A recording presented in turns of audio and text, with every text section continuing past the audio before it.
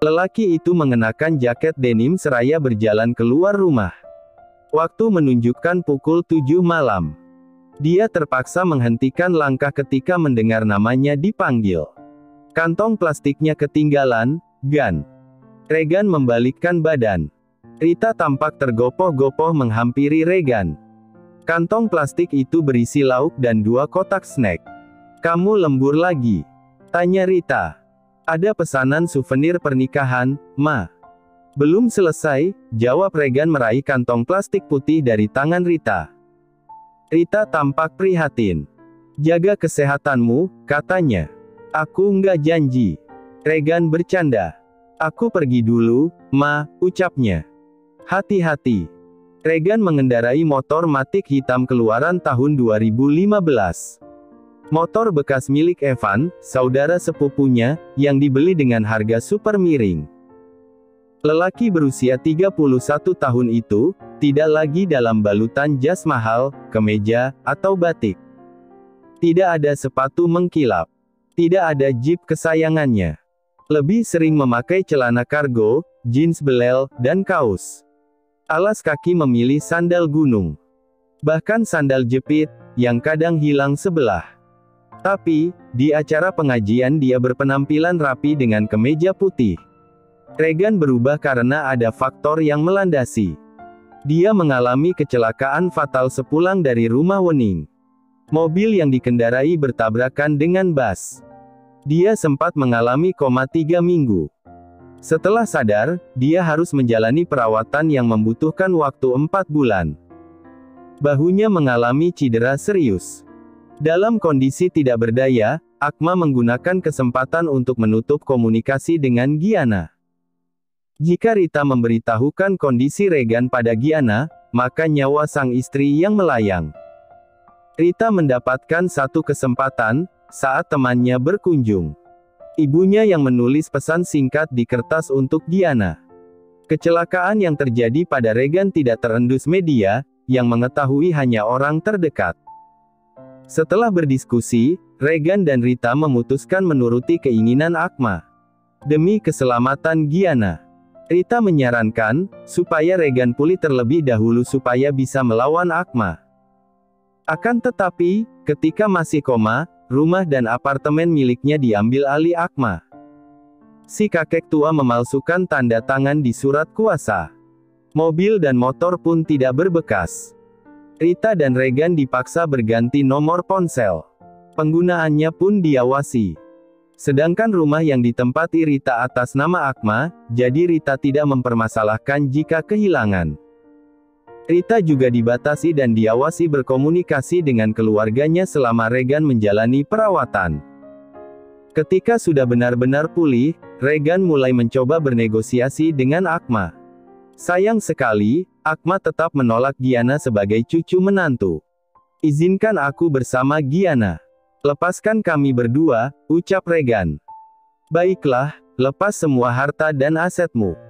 Maka aku tidak akan mengganggumu, Regan. Kita lihat saja, apa kau bisa hidup tanpa uang." Regan seperti makan buah si malakama, dia membutuhkan uang untuk mencari keberadaan Giana. "Aku pegang janjimu, Pak Akma. Aku yakin kamu akan datang dan mengemis, Regan." Hanya dengan sisa uang yang tidak seberapa, Regan mencari keberadaan Giana. Sempat mendatangi rumah Wening untuk meminta nomor ponsel istrinya, yang menurut Wening sudah tidak aktif.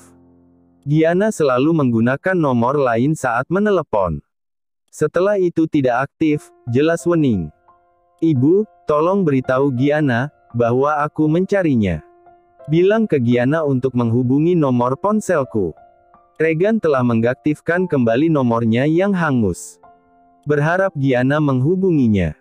Dia yang sebelumnya tidak mempunyai media sosial, memutuskan membuat akun dengan nama asli. Pernah menyewa detektif 2 kali, tanpa hasil. Ternyata telah disabotase Akma. Dengan uang, Akma menekan 2 detektif. Regan pernah membuat pengumuman orang hilang, juga tidak ada hasil. Kemana istrinya? Apa mungkin ke luar negeri? Di tengah keputusasaan, Regan menerima bantuan modal dari Adi, yang merupakan sang kakek kandung, membuka usaha sendiri. Dia diberikan izin menempati rumah yang sudah lama kosong untuk tempat usaha. Setiap sen keuntungan ditabung Regan. Dia sangat berhemat sekali. Karena butuh uang yang banyak untuk menemukan Gianna. Berdoa, Gan. Hanya itu jalan satu-satunya. Meminta bantuan langsung pada Sang Maha Kuasa, nasihat Rita. Regan menghela napas panjang, bahkan ketika mengendarai motor, berharap melihat sosok istrinya. Seperti apa Gianna sekarang? Sampai di tempat usahanya, Regan memarkir motor di halaman belakang. Berjalan masuk ke dalam rumah berbentuk joglo yang jadi bengkel kayu. Nih, ada makanan. Regan meletakkan kantong plastik di meja bundar, di sudut ruangan.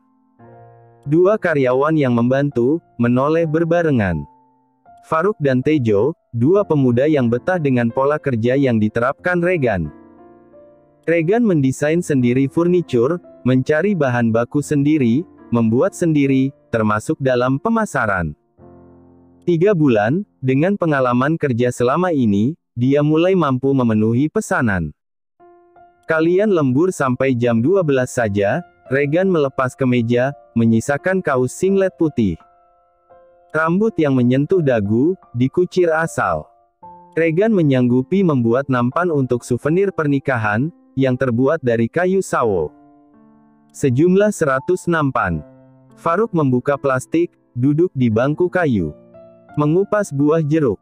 Baru kali ini ada nama usaha makanan Hello Ray.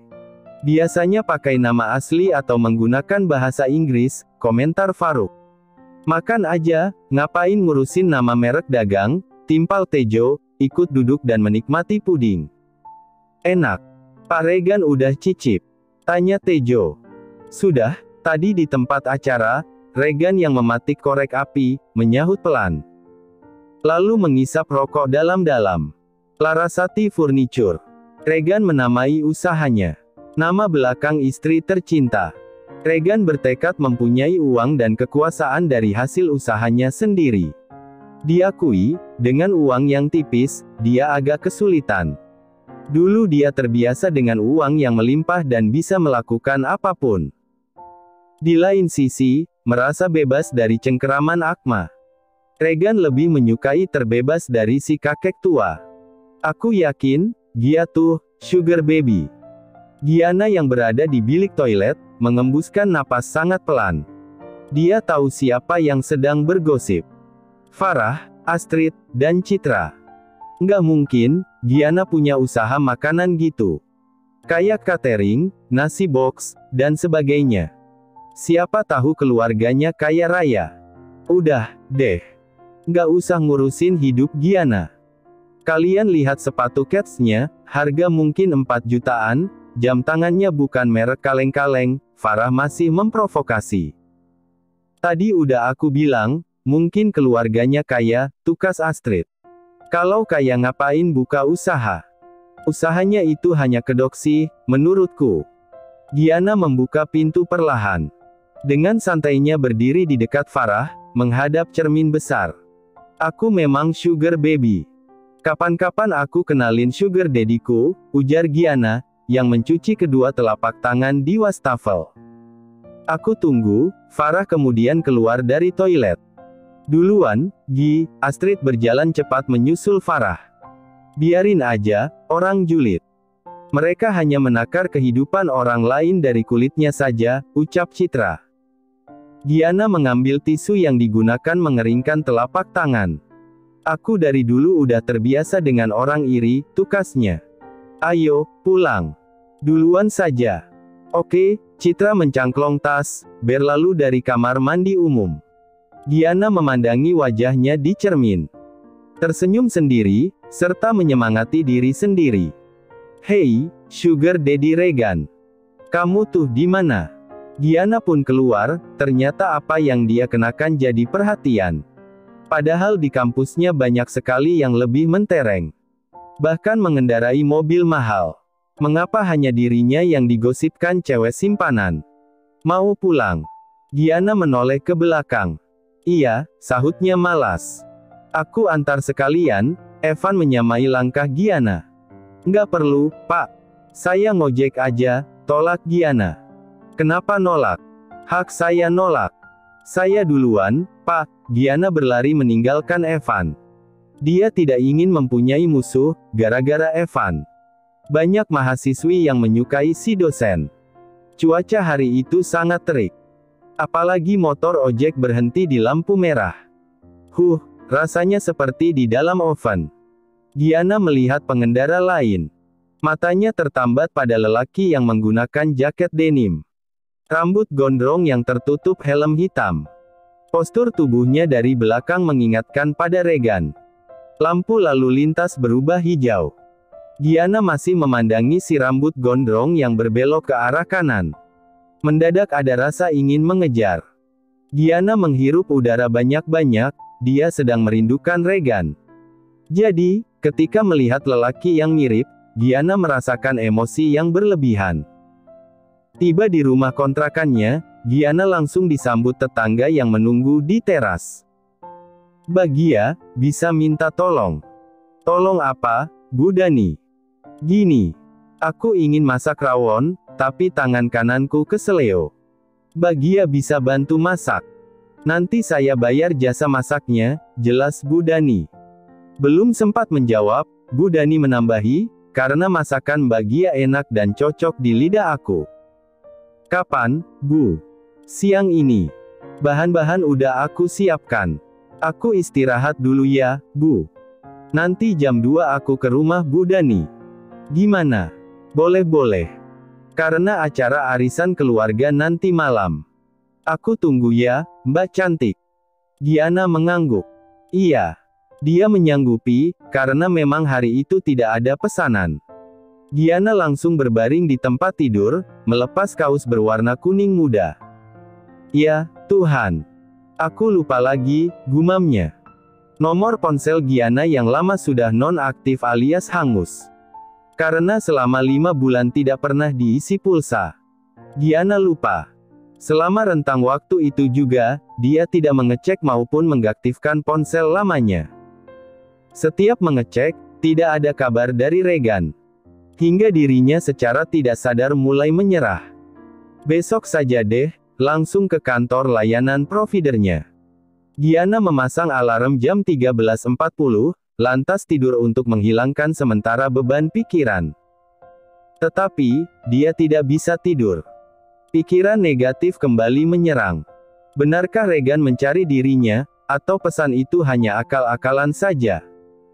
Daripada penuh pikiran buruk, Giana memutuskan ke rumah Bu Dani.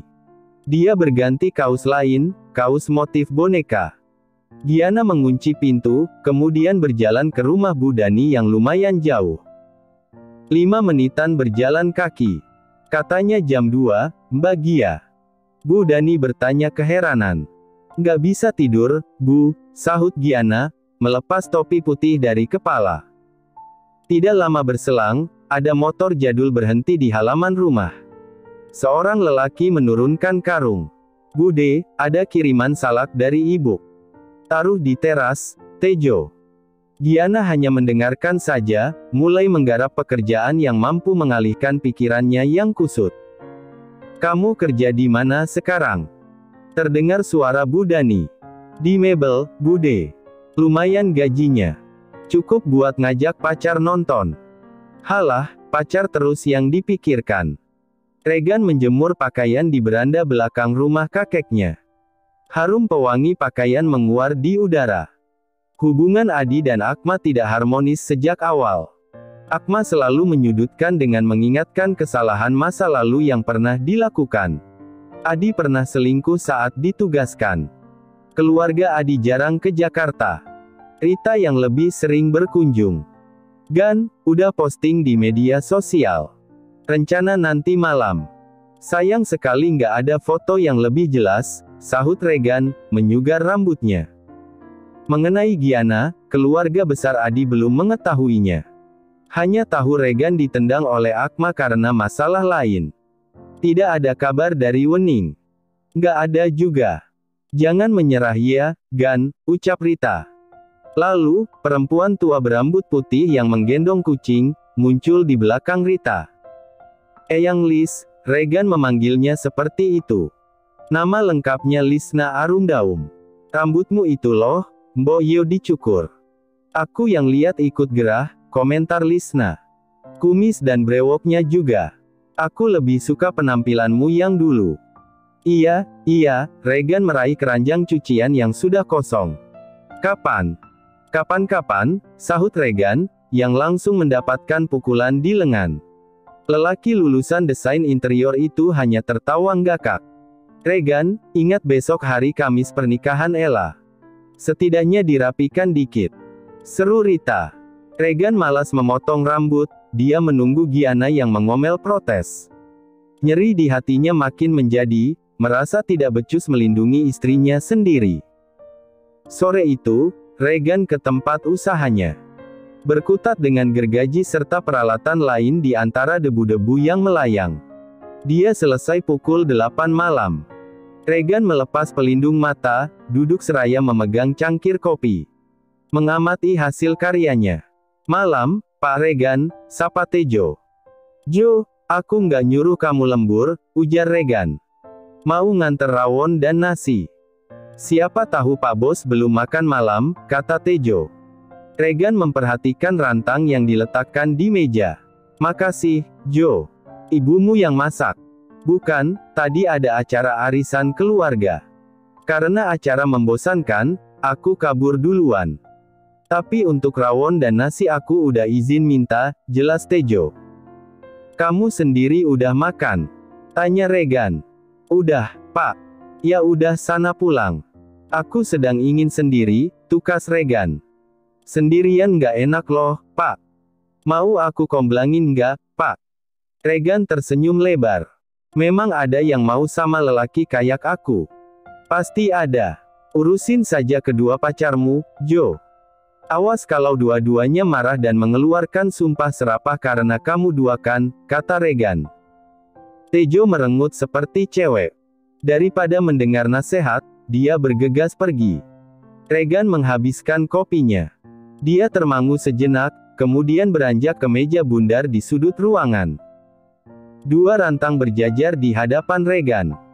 Di atas nasi putih, ada bergedel kentang dan irisan telur asin.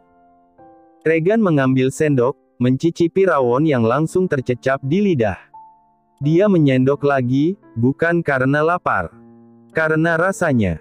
Tangan kanannya menyambar ponsel yang tergeletak dekat rantang, tidak menghiraukan sendok yang terjatuh di lantai. Hal. Tejo, yang masak rawon siapa? Nggak tahu, Pak. Mungkin budeku. Tolong tanyakan siapa yang masak. Penting. Alasannya apa? Aku mau pesan. Tunggu, Pak. Nanti aku kabari lewat pesan. Tejo mematikan sambungan telepon. Regan memandangi rantang hijau berisi rawon. Rasanya sangat mirip dengan masakan Gianna. Walaupun sudah lama, dia mengingat cita rasa masakan istrinya.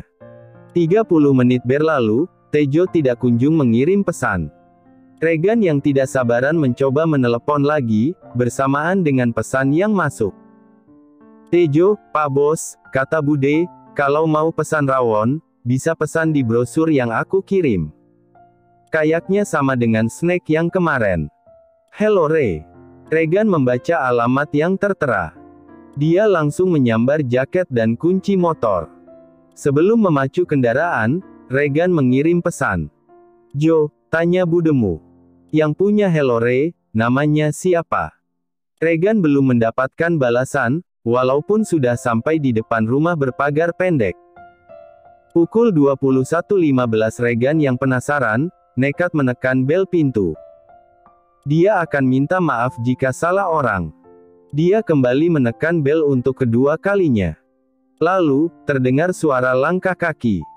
Lalu, terdengar suara notifikasi pesan dari Tejo. Bentar. Haduh, ganggu orang tidur saja. Mendengar suara yang dikenali, kedua kaki Regan terasa lemah. Gianna ternyata berada di kota yang sama. Sungguh kejam semesta. Tejo, namanya Gianna, kata Bude cantik banget. Manis kayak ada gula-gulanya. Anak kuliahan. Katanya judes pada cowok yang mendekat. Rentetan pesan dari Tejo teralihkan pada pintu yang terbuka. Ponsel Regan lepas dari genggaman. Kesepian. Giana merasakan hal itu saat makan malam sendirian. Tadi di rumah Budani, dia merasa iri melihat hangatnya keluarga. Mereka berkumpul, mengobrol, dan bercanda. Andaikan mempunyai ibu dan kakak yang bisa dijadikan sandaran dikala ada masalah. Andaikan ibu dan kakaknya bisa menjadi tempat ternyaman saat membutuhkan teman bicara. Andaikan saja. Giana menarik napas sangat dalam, mengembuskan satu persatu perlahan-lahan. Dia kembali merasakan rindu yang teramat sangat pada Regan. Kedua mata Giana menghangat, lantas terisak pelan. Sampai kapan kesedihan memerangkap jiwanya? Tidak ingin keluarga yang banyak, hanya ingin bersama suaminya. Untuk beberapa saat Giana membiarkan dirinya meluapkan emosi. Setelah benar-benar menguasai diri, dia melanjutkan menyendok nasi dan kuah rawon. Menghabiskan makanan, hingga tidak meninggalkan sebutir nasi pun. Karena tinggal sendirian, Giana berusaha menjaga kesehatan. Salah satunya yakni tidak terlambat makan. Satu mangkok rawon disimpan di kulkas. Giana melanjutkan mencuci peralatan makan, piring, sendok, dan gelas. Mengelap meja, memastikan dapur dalam kondisi bersih. Perut kenyang, mata mengantuk. Kombinasi yang pas. Giana membersihkan wajah terlebih dahulu, menggunakan skincare supaya kulit wajah tetap terjaga. Pukul 9 lebih, Giana merangkak ke atas tempat tidur. Memindahkan bantal di samping kanan, sedangkan guling di sebelah kiri. Dia tidur telentang. Teringat, tapi lupa baca di mana, kalau telentang mencegah kerut garis senyum. Tetapi lebih enak tidur miring meluk guling. Bodoh amat, toh usianya masih 20 tahun. Memikirkan kerutan nanti di usia kepala 3 saja. Giana menyetel musik dengan volume pelan, kedua matanya terpejam.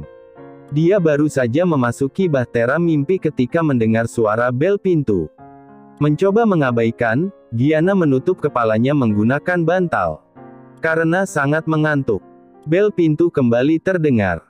Dia akhirnya turun dari pembaringan, berjalan keluar kamar dengan langkah tergesa-gesa dan mulut yang mengomel. Dengan perasaan jengkel membuka pintu lebar-lebar. Ada ucapan Giana menguap di bawah angin malam. Seiring suara benda terjatuh. Rasanya dia tidak percaya melihat sosok yang selama ini ditunggu. Giana statis. Mendadak tidak bisa bergerak. Hanya air mata yang bergerak turun membasahi pipi. Mas Regan, Giana terbata-bata. Walaupun penampilan suaminya mengalami perubahan agak signifikan, dia langsung mengenali. Manik-manik coklat, alis yang tebal, dan hidung mancung. Tangan Regan terulur menyentuh pipinya. Terasa hangat dan nyata. Giana memegangi pergelangan tangan Regan. Bukan mimpi, bukan ilusi. Maafkan aku baru datang, Giana. Aku membuatmu lelah menunggu. Ucap Regan. Giana makin tidak bisa membendung air matanya. Suara Regan akhirnya mampir di telinga setelah sekian lama lenyap. Maaf, kedua mata Regan pun berkaca-kaca. Dia maju satu langkah, kemudian memeluk Giana. Sangat erat. Giana yang menangis, merangkul punggung Regan. Kepalanya terbenam di dada sang suami. Mendengar detak jantung, menghirup aroma kayu bercampur wangi parfum, dan rokok. Kebahagiaan meluap di hati Giana, hingga tak mampu menampungnya. Rasa terharu, menyebabkan tubuhnya lemas. Akhirnya, bisa bertemu dengan sang belahan jiwa. Giana mendadak makin lemah, pandangannya kabur. Dia terkulai tidak sadarkan diri dalam dekapan Regan. Regan menepuk-nepuk pipi Giana, sementara tangan kanannya menahan tubuh istrinya. Regan kemudian membopong tubuh Giana, karena di ruang tamu hanya ada 3 kursi kayu, dia masuk ke kamar. Membaringkan tubuh istrinya di atas tempat tidur.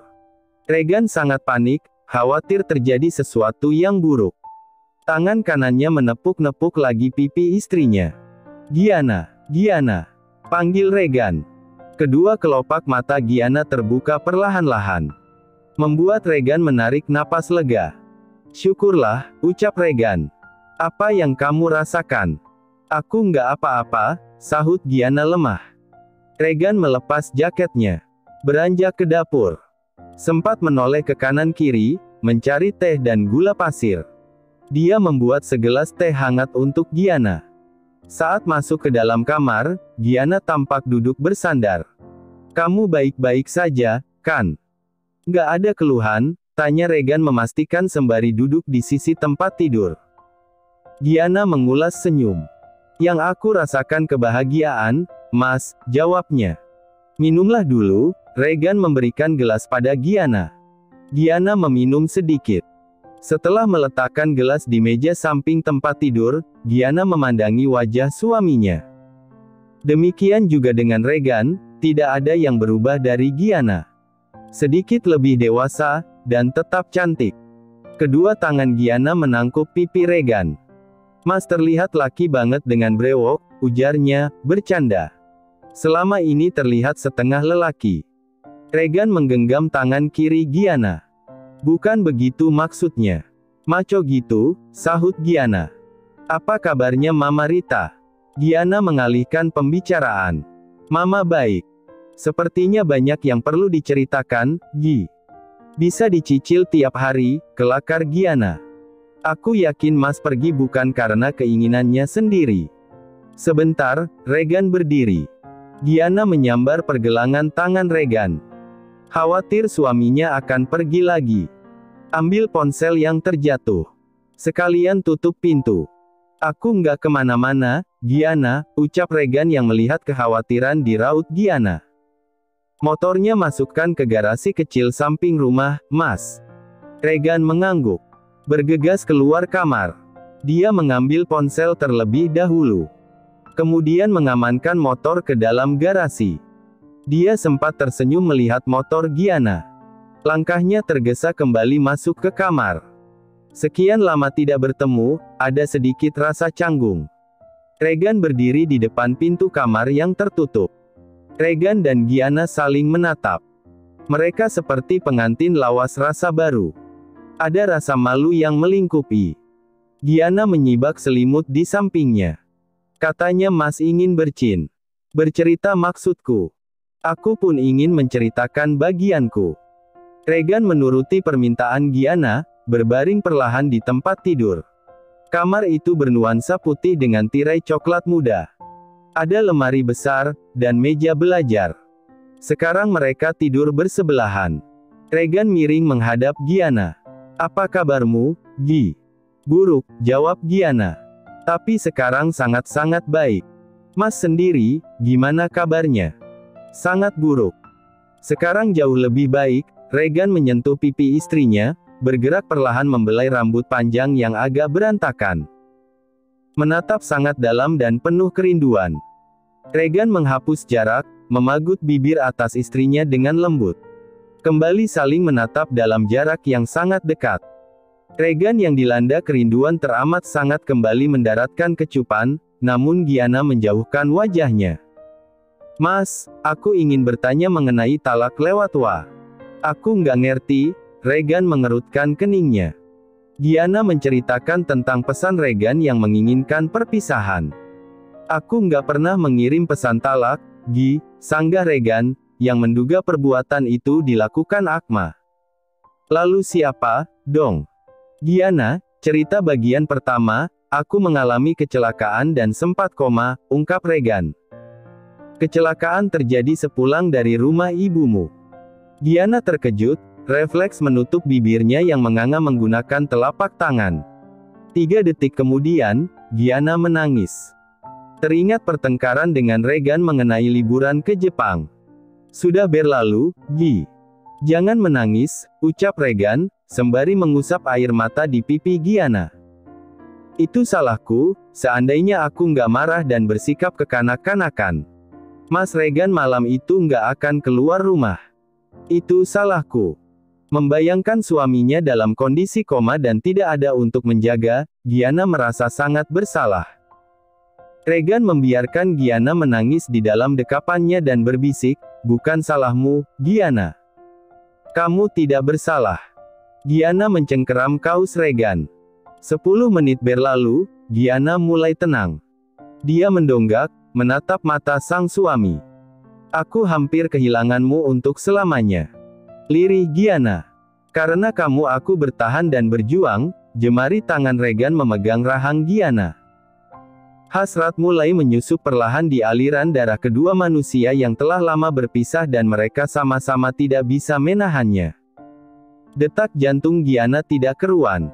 "Aku sangat merindukanmu, Gi. Aku sangat bahagia kita kembali bersama," ucap Regan, suaranya terdengar serak. "Aku juga." Regan tidak membiarkan Giana bicara, ia segera membungkam bibir istrinya. "Aku sangat mencintaimu, Gi," bisiknya. "Aku ingin mendengar cerita bagian 2, tapi besok aku harus bangun pagi-pagi. Ada pesanan donat gula." "Terus kuliah?" ucap Giana. "Kamu kuliah?" "Iya, sesuai saran dari Pak Regan." Giana menguap panjang, rasanya mengantuk sekali. Tetapi enggan memejamkan mata, karena ingin terus menatap suaminya. "Giana." Terdengar suara lelaki memanggil namanya.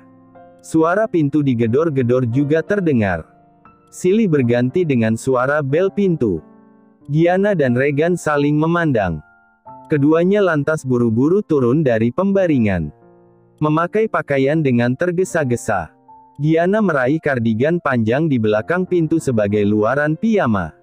Ada Pak RT dan 2 warga lain, Bu Dani dan Pak Galang. Ketiga orang itu memandangi tajam suami istri yang rambutnya terlihat kusut. "Ternyata benar, Mbak Giana memasukkan seorang laki-laki," kata Pak RT. "Aduh, Mbak Giana. Aku pikir cewek baik-baik." "Kecewa aku," Bu Dani ikut menimpali. "Bapak, Ibu, ini suami saya," jelas Giana. "Mana buktinya?" "Buku pernikahan. Kami menikah secara agama, Pak," terang Regan. "Alasan basi," teriak Pak Galang. "Tunggu. Saya punya buktinya." Regan masuk ke kamar.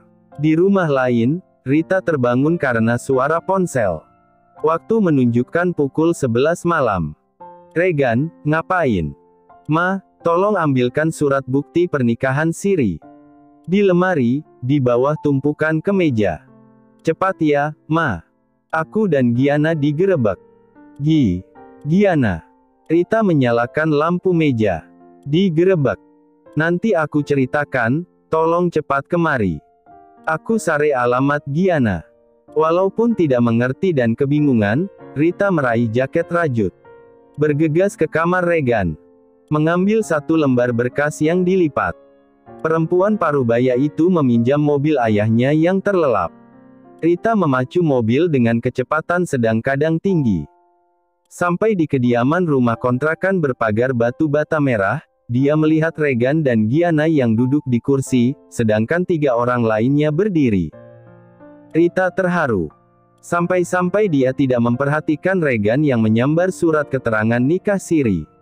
Dia juga tidak mempedulikan Regan yang sedang menjelaskan secara rinci. Perempuan itu memeluk menantunya dan menangis. "Giana sayang." "Mama," Giana kembali terenyuh. "Kami sudah menikah, Pak.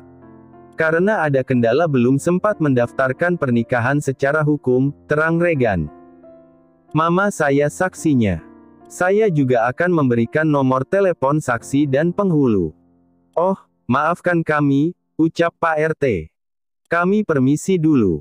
Mbak Gigi, aku minta maaf juga ya. Gara-gara Pak Galang aku jadi terprovokasi," ucap Bu Dani. Suaminya ganteng, kayak bintang sinetron Turki. "Brewoknya itu loh. Mari." "Iya, Bu Dani," Giana tersenyum kaku. Melirik si brewok yang cengar-cengir. Regan menarik napas lega. Dia mengamati 3 orang itu sampai hilang di kegelapan malam. Dia membalikkan badan, melihat Rita menggenggam tangan Giana. "Kamu tinggal di sini." Rita mengedarkan pandangan. "Ya, Tuhan. Hanya berjarak 15 menit dari rumah Eyang." "Iya, Ma. Udah setahun," sahut Giana. Rita bagai inspektur, dia berdiri. Berjalan ke dapur yang menyatu dengan ruang makan. Dia hanya ingin melihat lebih jelas tempat tinggal Giana. Ini kamarnya. Rita menunjuk kamar yang tertutup. Kamar satunya terlihat untuk menyimpan perkakas masak. Ma. Jangan, Regan hanya bisa mengusap tengkuknya. Sementara Giana refleks berdiri. Rita membuka pintu kamar, tempat tidur terlihat kusut dan amburadul. Ada satu bantal yang jatuh. Selimut yang tidak rapi. Kedua alisnya mengerut, melihat boxer hitam tergeletak di atas meja dekat laptop. Celana dalam biru muda di bawah dekat meja lampu. Dan, bra hitam di sudut ruangan. Lalu dia berdeham, dan menutup pintu kamar lagi. Mama pulang dulu. Kita ngobrol besok lagi ya, Gi. Silakan lanjutkan kangen-kangenannya. Semoga lekas jadi Regan Junior. Atau miniatur Giana. Giana menunduk malu, menyikut lengan Regan yang berdiri di sampingnya. Pasti lanjut sampai besok lagi, Ma, sahut Regan. Lalu dia meringis kesakitan karena perutnya dicubit Giana. Gi, kayak kepiting aja. Iya, kan, benar. Giana jepit kamu. Mama. Regan dan Giana berbarengan memprotes.